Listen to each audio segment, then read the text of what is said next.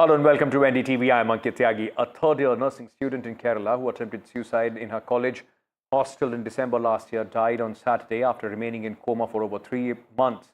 The tragedy sparked massive protest among the students of Mansoor Hospital and School of Nursing who accused the hostel management of workplace harassment. Protesters allege Chaitanya was subjected to mental harassment by the hostel warden, Ranjini, even when she was unwell. Students had staged a protest alleging the girl attempted suicide due to mental harassment by the hostel warden. So far, the police have filed a case. The warden has been put off.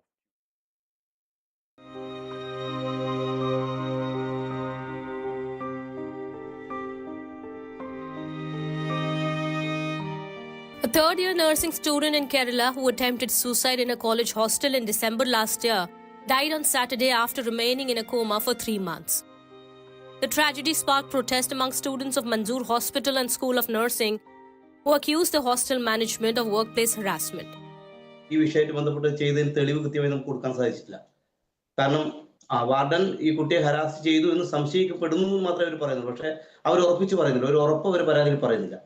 പോലീസായിട്ട് നമ്മൾ സ്റ്റേഷനായിട്ട് ബന്ധപ്പെട്ട സമയത്ത് അവർ പറഞ്ഞ നിലവിൽ അത് ആത്മഹത്യാ ശ്രമത്തിന് ഇപ്പോഴത്തെ നിലവിലെ നിയമസംഹിത വെച്ച് നമുക്ക് കേസെടുക്കാൻ സാധിക്കില്ല. ആത്മഹത്യാ ശ്രമത്തിന് പിന്നെ കുട്ടി മരണപ്പെടണം. അപ്പോൾ മരണപ്പെട്ട ശേഷമാണ് മറ്റു കാര്യങ്ങളൊക്കെ നമ്മൾ ഇനി മുന്നോട്ട് പോകേണ്ടത്. Based on a statement from Chaitanya's mother, a case was registered against the warden and the warden has been put off duty. But this is of little solace to Chaitanya's family. Chaitanya was the only hope of a struggling family. Her father, a farmer, does odd jobs and could only educate Chaitanya. Chaitanya's siblings couldn't even complete their education. The BJP has blamed Kerala government for inaction. The Congress too pointed out failures in the system. When the system administration itself, when the hostel warden itself is harassing the students, this is something which have to be taken into account of. When a serious professional institution faces such a challenge, I believe that the rest of the colleges would be even more dramatic. So I believe that this is something which have to be taken seriously. Kerala government is not doing anything. It's really shocking.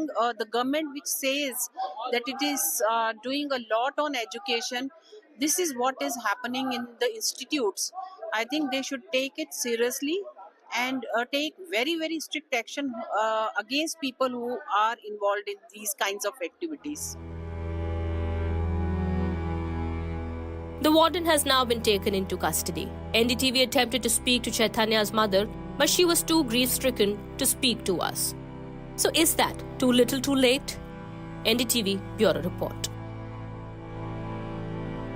Comedian Kunal Kamra has set off a major controversy after he made a traitor jibe at Eknath Shinde during a stand-up comedy event where the video went viral, and then of course all hell broke loose with Shiv Sena breaking the venue where this show took place and also threatening to teach Kunal Kamra a lesson. Now, BMC has also sprung into action with hammers, saying that they are only demolishing illegal structures. Now, the important thing, ladies and gentlemen, has been that Kunal Kamra has issued a notice and his statement on this, and he has now said that what he did was not against the law to poke fun at leaders. Don't fear any mob. And he's refused to apologize. He has also said that he will cooperate with the police and the courts and will apologize only if the courts ask him to do so.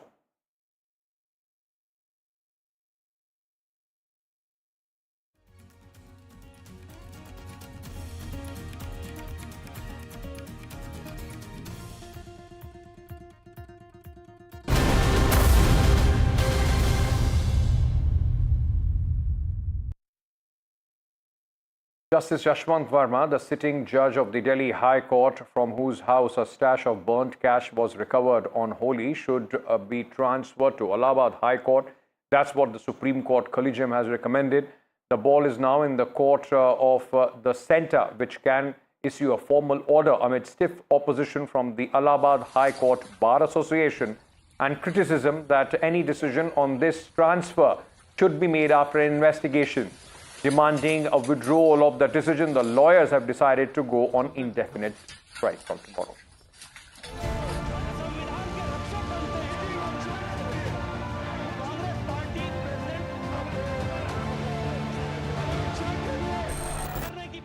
Massive political storm has erupted in Parliament after a staggering cash recovery from a judge's residence. The opposition is demanding answers, while the government is on the defensive. Heated debates, disruptions, and slogans filled the House today. एक जज जिसके घर में पैसे मिले और उसका चिंदी पर आप बोल चुके मानिए उस बात को सप्रेस करने के लिए Proper probe has to be taken and action has to be served. The only point here is, in the entire judicial history, I don't think any of the judges have been impeached. The Supreme Court Collegium has passed a resolution to transfer Delhi High Court Judge Justice Yashwant Verma back to Allahabad High Court. Transfer is proposed keeping in mind that Justice Yashwant Verma is the second senior most judge in Delhi High Court, which and still is a part of Collegium, and keeping in mind that the incident occurred in Delhi, it would be appropriate that the Collegium considers his transfer. Today, the Supreme Court Collegium has finally passed a resolution recommending his transfer back to Allahabad High Court. However, this will only come into effect after centre's approval. Meanwhile, Allahabad High Court Bar Association has dug in its heels, refusing to take back Justice Verma. उनका किसी भी तरह से transfer Delhi के बाहर हम oppose करते हैं. दूसरा है, सीजीआई साहब से रिक्वेस्ट की गई है कि तुरंत सीबीआई को परमिट करें, ईडी और सीबीआई को, कि वो एफआईआर दर्ज करें. Rajya Sabha Chairperson Jagdeep Dhankar held a meeting with Leader of House JP Nadda and the Leader of Opposition Mallikarjun Kharge on judicial accountability. They have decided to await the outcome of the CJI appointed in-house inquiry panel before taking up the issue further. It is for the first time since independence that a Chief Justice has, in a transparent, accountable manner, put all material available to him in public domain and shared it without keeping anything with the court. This is a step in the right direction. Absolute chaos in both houses of the parliament as opposition MPs served adjournment notices over the recent recovery of cash haul from a sitting Delhi High Court judge's residence. The opposition is calling for a judicial probe, alleging a deep nexus of corruption. The government, on the other hand, stated that law will take its own course. Meanwhile, Rajya Sabha Chairperson held a meeting between the LOP and the Leader of the House, stating that judiciary is in the right direction.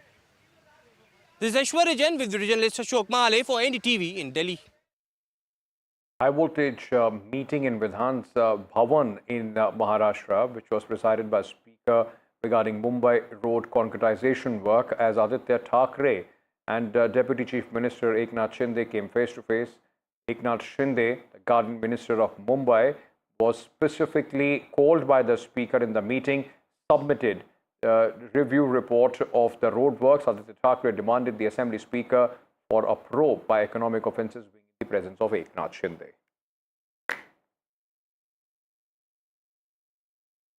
A tech entrepreneur is caught in custody battle with his wife, where charges from adultery to abduction are flying thick and fast. Prasanna Shankar and wife accuse each other of infidelity and abducting their child.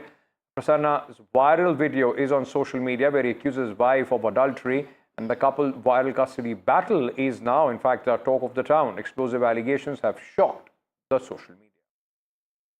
Irreparable damage to the little boy who's now caught in this tug of war. It all began with Divya Sashidhar, a U.S. citizen, Indian American, filing a police complaint in Chennai that her husband's private secretary had taken away the little 9-year-old boy.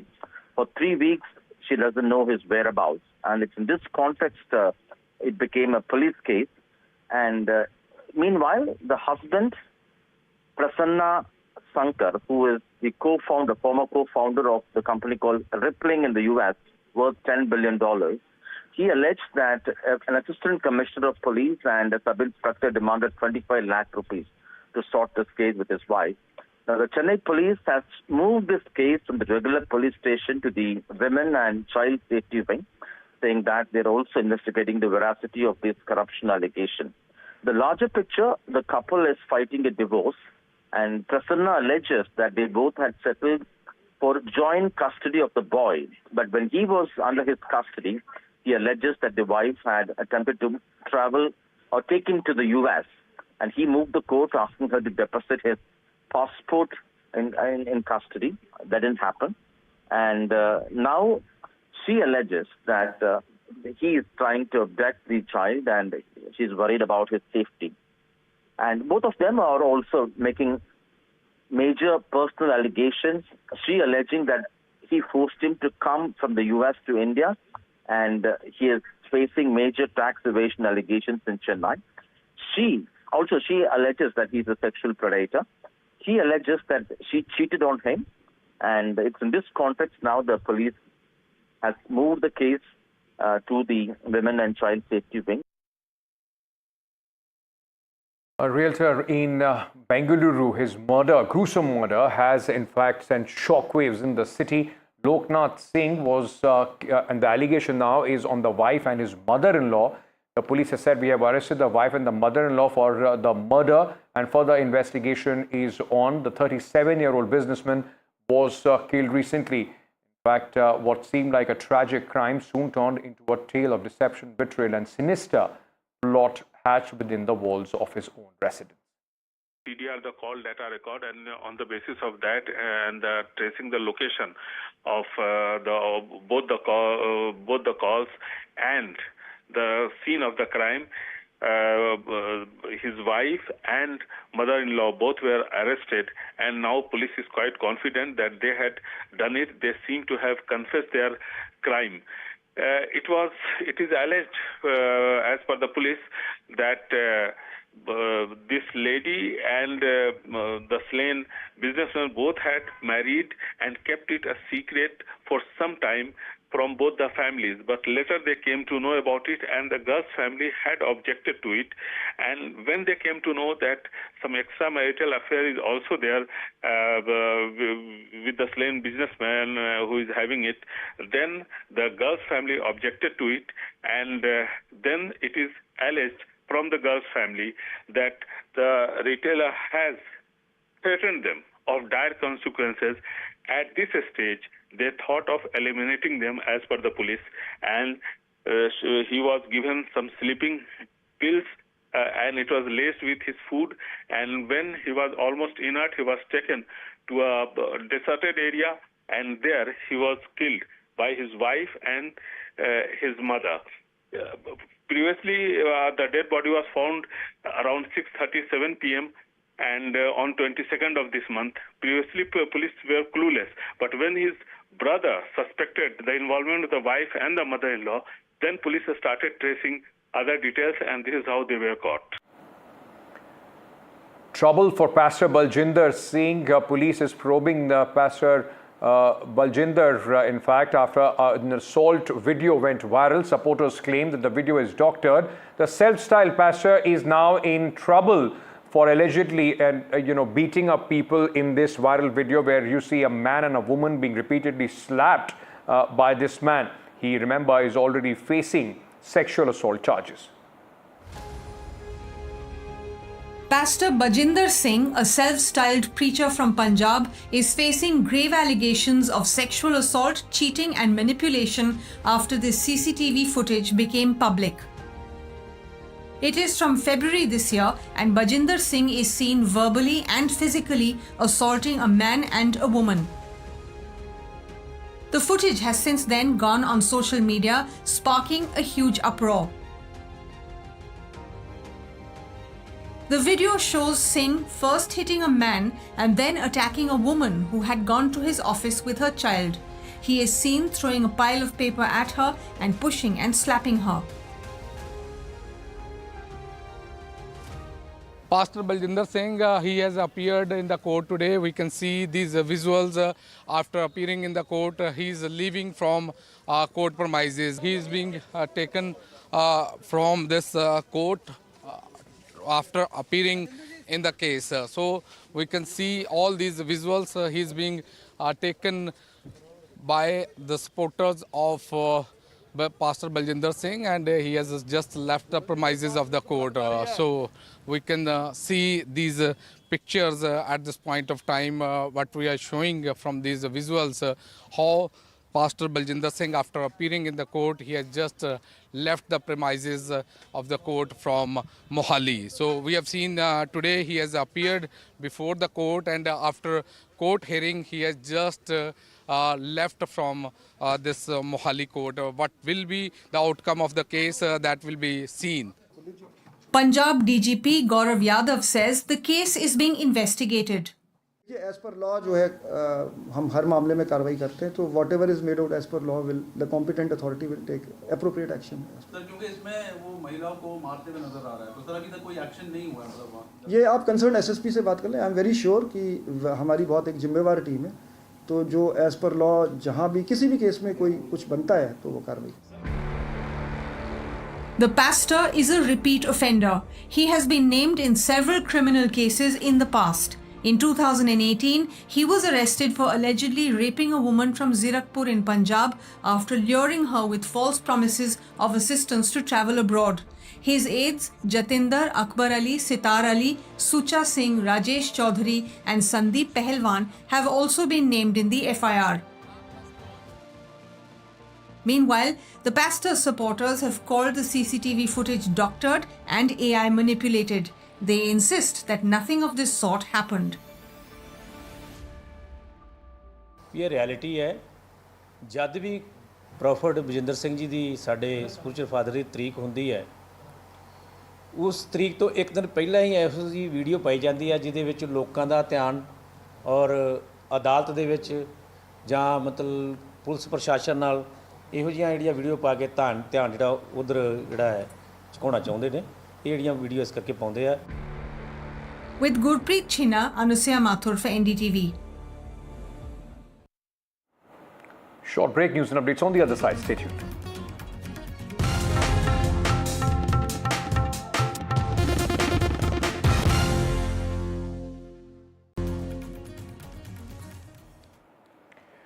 Let's get you some international news now. Donald Trump, the President of the United States, has announced that there will be 25% tariffs on nations buying oil from Venezuela. Now, this is going to come into effect from April 2nd, and this is likely to impact Indian companies like RIL and Indian Oil Corporation from April 2nd as well.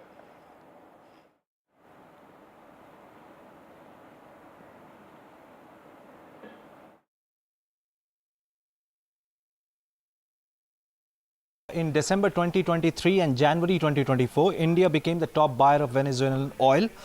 In 2024, India imported 22 million barrels of oil from Venezuela, which made up around 1.5% of India's total crude oil purchases. But the larger picture is that S. Jaishankar, our External Affairs Minister, Hardeep Puri, the Petroleum Minister, they have all voiced the concern that how West has been weaponizing this trade and tariff threat to other countries. And now, not just India, Spain and China have also been the largest buyer of Venezuelan oil. And besides the 20% tariff which Trump has imposed on Chinese goods, now this 25% will be additional on all those countries who have been purchasing Venezuelan oil.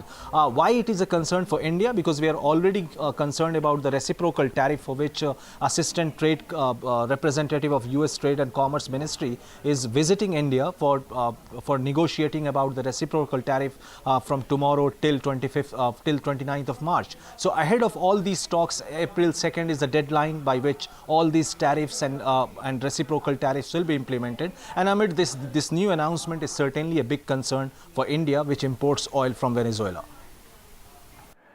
Meanwhile, no end to obstacle at Eden Gardens after security. Now, car parking issue is the focus. The Indian Army has issued a notice to the PWD. The Army has said that defence land is being used for parking and the permission was not taken for the March 22nd opening match of the IPL. Defence land can't be used for parking is what the Army has said. My colleague Shresi now joins us with more details at this moment. This season of the IPL starting with controversy around Eden Gardens, Shresi. Right now, the Army has written to the state government saying that there will be no parking allowed opposite the Eden Gardens, which so far has been used for vehicles to be parked. The Army has stated in its letter to the PWD that this violates the regulation on the use of defence land, and there is an ongoing training and no prior permission was taken from the army. One has to remember that the area, the Maidan area where the Eden Gardens is located, is defense land. And any sort of program or anything that is held in those areas, prior permission from the army is required.